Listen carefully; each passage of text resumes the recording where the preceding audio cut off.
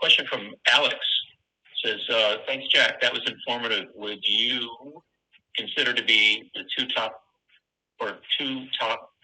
consider to be the 2 to 3 top skills that the training and learning community needs to upskill, reskill their staff to support a virtual inspection or the adaptation of the audit model? Sure. So this is not a shameless plug, or maybe it is, but I've been passionate about writing for years. About 10 years ago, I developed a program called Writing for Compliance.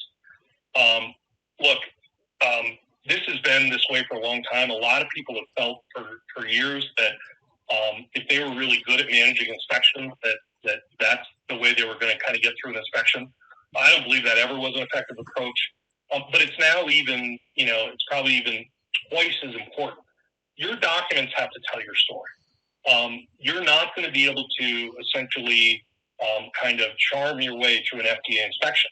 And your documents have to tell a story that is kind of strategic in nature.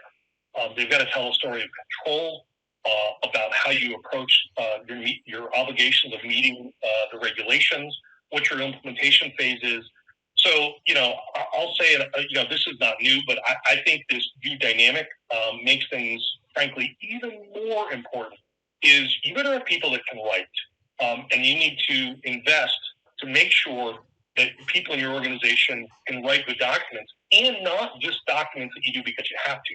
Documents that will tell the story of control for your organization, such that an FDA investigator or a team of expert investigators can understand your program from afar, just using your documents. So I think that's critically important.